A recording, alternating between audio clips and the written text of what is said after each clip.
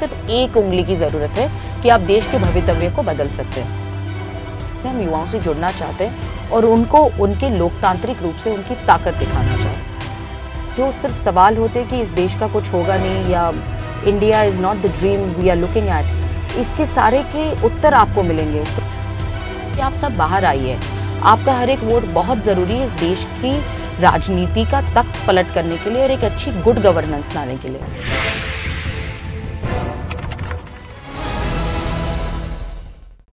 नमस्कार, आप देख रहे हैं देश के मुद्दे। मैं हूं चेतना आर्या। देश के मुद्दे के आज के इस अंक में हम बात करेंगे उन युवाओं के बारे में जो आने वाले इलेक्शंस में पहली बार मतदान करने जा रहे हैं। और इसी विषय पर हमसे चर्चा करने के लिए आज स्टूडियो में मौजूद हैं भारतीय जनता पार्टी की नेशनल सेक्रेटरी पूनम महाजन जी। पूनम जी, बहुत बहुत स्वागत है। धन्यवाद। फर्स्ट वोटर इनिशिएटिव आपने शुरू किया है, इसके बारे में हमें कुछ बताइए। देखिए, हर वक्त कमेटियां बनी रहती है हर चुनाव के पहले, राष्ट्रीय चुनाव के पहले, और उस कमेटी में इस बार एक नई कमेटी बनी है क्योंकि देश, जब आप देखते हैं देश की लोक संख्या लोकतांत्रिक रूप से देखें और जनसंख्या भी देखें तो 65% युवा हो गए हैं जो 35 से अंदर है। और हर चुनाव में अभी गए 2009 से 2004 से लेके 2013 तक आप देखेंगे, हर चुनाव में आप एक नया ट्रेंड देखेंगे। हर 2 साल में 10% युवा बढ़ता जा रहा है, वो चुनाव में निर्णायक रूप से भूमिका ले रहा है। और आज देश जब युवा होता जा रहा है तो हर कोई युवा चाहता है कि वो इस देश की, क्योंकि पॉलिसी मेकिंग वो युवा की ज़िंदगी के साथ हो या हम सब की ज़िंदगी के साथ हो, पॉलिसी मेकिंग ये पॉलिटिशियंस करते हैं और सरकार करती है। तो उन्हें भी एक अच्छी गुड गवर्नेंस वाली सरकार चाहिए। तो ये वो पता चल गया है कि हम सिर्फ ट्विटर फेसबुक पे लाइक डिसलाइक करने से अच्छा हमें घर से निकल के वोट करना बहुत ज़रूरी है। तो ये युवा अभी बढ़ता जा रहा है और वो इंटरेस्ट लेते जा रहा है कि भारतीय राजनीति में। सो फर्स्ट टाइम वोटर, ये एक नई कमेटी इस बार पहली बार बनी है, 2013 में अभी हमारी कमेटी बनी तभी। और ये बहुत सीरियसली इस पर हम काम कर रहे हैं क्योंकि युवा तो चाहता है इस देश में बदलाव हो, एक अच्छी गुड गवर्नेंस वाली भारतीय जनता पार्टी की सरकार आए, लेकिन युवा ये नहीं जानता कि वो उसमें कैसे अपना योगदान दे। तो सबसे पहला योगदान होगा कि आप वोटर बनिए। हर वक्त कहा जाता है कि 5 उंगलियां मिलके एक मुट्ठी होती है, तो मैं युवाओं को कहती हूँ सिर्फ एक उंगली की ज़रूरत है कि आप देश के भवितव्य को बदल सकते हैं। वो एक उंगली ये है कि आप जाके सेंटर में जाके मतदान कीजिए और आपकी ताकत दिखाइए, क्योंकि हम लोकतांत्रिक रूप से इस देश में काम करते हैं। तो ये जो 15 से 16% और आने वाले 5 साल में 20% युवा जो वोटर होने वाला है, वो इस देश की हर चीज़ में निर्णायक रहेगा। तो हम यही चाहते हैं कि सबसे पहले, आप चाहते बहुत सारी चीज़ें लेकिन कर नहीं पा रहे, तो क्यों नहीं कर पा रहे? आपके हाथ में ताकत है वोटर बनने की।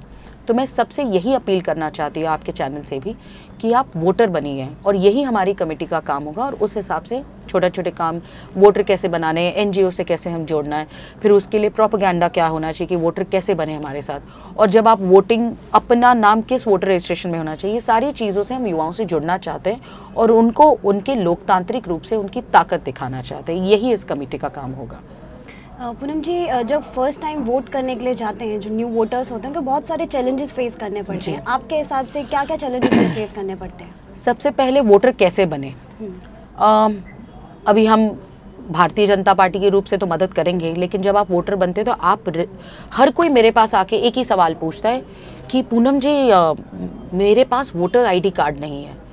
तो मैं सबसे ये कहना चाहती हूँ, आपका काम है आप वोटर रजिस्टर हो कि नहीं ये देखना। आजकल लिस्ट सारी इलेक्शन कमीशन ऑफ इंडिया की वेबसाइट बहुत अच्छी है, उससे आप कनेक्ट हो सकते हैं, वोटर हो सकते हैं। बहुत ही इजी मामला है वो। अभी ऐसी दिक्कत नहीं कि यहाँ जाओ, वहाँ से वहाँ जाओ, राशन कार्ड ले जाओ। अभी आपको कोई पेपर पूछे नहीं जाते। एक बार आपके परिवार का कोई वोटर हो और आप फॉर्म 6 भरें, और हम लोग भी उसकी मदद करेंगे, हम उसके लिए ऐप्स लेके आएंगे, सब ले आएंगे, लेकिन आप 6 फॉर्म भरे, पहले टाइम वोटर हो, तो उस 6 फॉर्म से आप वोटर बनते हैं। एक बार आप जाके देखेंगे तो आप रजिस्टर वोटर हो कि नहीं, ये आपका काम है। उसके बाद हर कोई कह रहा है वोटर आईडी कार्ड, उसकी ज़रूरत नहीं है। एक बार आप रजिस्टर्ड वोटर हो, आपके पास चुनाव में स्लिप आती है कि आप वोटर हो, आप इस बूथ में वोट करने वाले हो। उसके बाद I card, PAN card, passport, आप कोई भी लेजिटिमेट आई कार्ड दिखा सकते हैं। So please get out of your mind that you have to have voters ID card from election commission. It does come to you. जैसे Aadhaar card के लिए आप प्रयत्न करते हो, आप जब रजिस्टर होते हैं आपके घर में वोटर आईडी कार्ड आता है, लेकिन ये सब की ज़रूरत ही है, उसके बिना मैं वोट नहीं कर पाऊंगा, ये बिल्कुल ये गलत सब जगह एक इसकी श्रृंखला लगी हुई है। मतलब किसी के पास वोटर आईडी नहीं है तो वो रजिस्टर्ड वोटर ज़रूर होना चाहिए और वो आपको वेबसाइट पे दिखता है चीफ इलेक्शन कमीशन के, या आपको हो ना पाए तो वहाँ के भाजपा के कोई भी इकाई के आदमी को फ़ोन करिए, आपका कॉर्पोरेटर होगा, एमएलए होगा या छोटा कार्यकर्ता भी होगा, देश भर में, ये मैं खुद आह्वान करना चाहती हूँ, देश भर में वो आपको रजिस्टर्ड वोटर बना सकता है, वो आपके लिए मदद करने के लिए तत्पर रहेगा भाजपा का कोई भी कार्यकर्ता। पूनम जी, महिलाओं की बात करें, आज महिलाएं आगे बढ़ रही हैं, हर तरह का काम वो आगे बढ़ के कर रही हैं, लेकिन फिर भी जब सिक्योरिटी की बात आती है उनकी तो वो एक डर जाती हैं, वो सहम जाती हैं। उसी चीज़ को अगर हम पॉलिटिक्स में देखें तो पॉलिटिक्स में महिलाएं बहुत कम हैं। भारतीय जनता पार्टी एक ऐसी पार्टी है और अटल जी के नेतृत्व में हमने ये देखा कि 33% आरक्षण लोकसभा में भी हो, इसके लिए पूरी तरह से भारतीय जनता पार्टी समर्पित है। और हमारे पूरे भारतीय जनता पार्टी की इकाई में राष्ट्र से लेकर मंडल तक हर जगह 33% आरक्षण महिलाओं के लिए है। हमारे यहाँ आज जनरल सेक्रेटरीज आप देखें, महिला सेक्रेटरीज देखेंगे तो बहुत सारी महिलाएं हैं। टीवी पे भारतीय जनता पार्टी की सबसे अच्छी बात है कि टीवी पे भारतीय जनता पार्टी की साइड लेके कोई लड़ सकता है तो हर कोई हमारी स्पोक्सपर्सन महिलाएं लड़ती है। तो मुझे लगता है भारतीय जनता पार्टी इस रूप में सिर्फ ये समस्या दिखा नहीं रही है, उसका निवारण भी कर रही है। तो भारतीय जनता पार्टी उस रूप से पॉलिटिकल करी है। लेकिन आपने इस पहला सवाल पूछा इस देश की लड़कियों की हिफाजत, और दिल्ली जिस शहर में हम बैठे हैं, ये तो इसे रेप कैपिटल कहा जाता है, ये दुखद बात है। लेकिन इसके लिए करना क्या है? इसके लिए पॉलिसी और एक अच्छी सरकार लाना बहुत ज़रूरी है जो आपको भय मुक्त करे, आपको भूख मुक्त करे। ऐसी सरकार कौन ला सकता है? तो मैं तो यहाँ कहूँगी भाजपा, क्योंकि भाजपा के आपने स्टेट देखे होंगे, गुजरात, गोवा, मध्य प्रदेश और छत्तीसगढ़, इन चारों राज्यों में भाजपा के, और एनडीए के 5 राज्य पकड़े हम पंजाब उसके साथ, तो हर राज्यों में सुरक्षा, भय और भूख से मुक्तता, ये सारी बातों के उदाहरण सामने हैं। मैं इसको कहती हूँ कि परफॉर्मेंस ऑडिट लेके हम आपके सामने आए, जनता के सामने। बस आपको देखना है कि कांग्रेस के 15 राज्य और भारतीय जनता पार्टी के एनडीए के 4 राज्य, यूपीए के 15 राज्य, इसमें जब आप कंपैरिजन भी करोगे लॉ एंड ऑर्डर के रूप से भी, तो हर वक्त हम अपना परफॉर्मेंस ऑडिट लेके लोगों के सामने जा रहे हैं और दिखा रहे हैं कि हमने ये किया है सुरक्षा के मुद्दे पे, शिक्षा के मुद्दे पे, संरक्षण के मुद्दे पे, और बिल्कुल हम उसमें पास हुए हैं। लेकिन यही आप जब अगली पार्टी में पूछेंगे तो उसमें कोई जवाब भी नहीं है। आमतौर पे ये देखा जाता है कि महिलाएं पुरुषों के मुकाबले मत डालने के लिए घर से बहुत कम निकलती हैं। इस पे आपका क्या कहना है? मैं उल्टा कहूँगी इसमें, और मैं हर भाषणों में कहती हूँ कि आप महिला वोटर को पकड़िए। क्यों? जब हम कहते हैं कि एक औरत सीखती है तो उसका घर पढ़ता लिखता है और समाज पढ़ता लिखता है और आगे जाता है। एक औरत ठानती है कि मेरे घर में अच्छा खाना पीना हो, सुदृढ़ हो मेरा परिवार, तो वो उसके हिसाब से समाज और सोसाइटी में उसका एक बहुत अच्छा इम्पैक्ट होता है। जब आप देखेंगे वोटिंग डे पे, आप देखेंगे औरतों में और पुरुषों में एक बहुत अंतर है। पुरुष अकेला निकलता है वोट करने के लिए, या एक हाथ मित्र लेके जाता है, नहीं जाता है, लेकिन अकेला वोट के लिए निकलता है।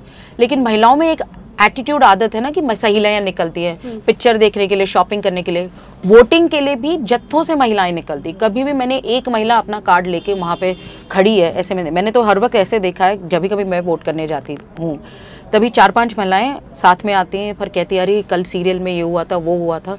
तो वहाँ पे भी एक पिकनिक के रूप से महिलाएं जत्थों में निकल के वोट करती हैं। तो मैं तो ये कहती हूँ इस देश की जनसंख्या में 50% महिलाएं हैं, और इन महिलाओं से, और वो युवा भी है, युवा को सिर्फ हम युवक रूप से ना देखें तो युवाओं में, महिलाएं में भी अपने देश की सांस्कृतिक रूप से 20-22 में शादी करती होंगी, 25 में करती होंगी, लेकिन वो युवा महिलाएं हैं। सो इन सारे फर्स्ट टाइम वोटर में भी 50% उन युवा महिलाओं का हाथ है, और मैं उनसे भी यही कहना चाहती हूँ कि आप सब बाहर आइए। आपका हर एक वोट बहुत ज़रूरी है इस देश की राजनीति का तख्त पलट करने के लिए और एक अच्छी गुड गवर्नेंस लाने के लिए। तो मुझे लगता है महिलाओं ने भी जत्थे में ऐसे ही निकलना चाहिए। हाँ बिल्कुल, और भाजपा उस हिसाब से प्रयत्न ज़रूर करेगी। पूनम जी, इलेक्शंस आने वाले हैं तो आपकी क्या रणनीतियाँ होंगी?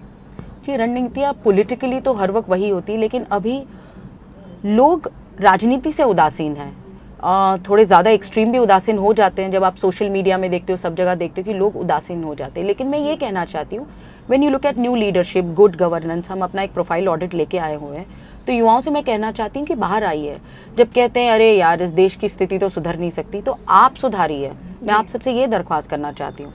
तो यही कहूँगी, हमारी भाजपा की इकाई वही करेगी, सबको वोटिंग के लिए लाना और वोट करवाना। जब आप लोकतांत्रिक रूप से ये ताकत दिखाएंगे तो बिल्कुल इसमें परिवर्तन होगा। पूनम जी, युवा वोटर्स को आप क्या मैसेज देना चाहेंगे? आज देश में एक परिवर्तन की लहर आई हुई है। लेकिन उस लहर में कहीं ना कहीं जाके युवा वोटर का एक बहुत बड़ा हाथ है।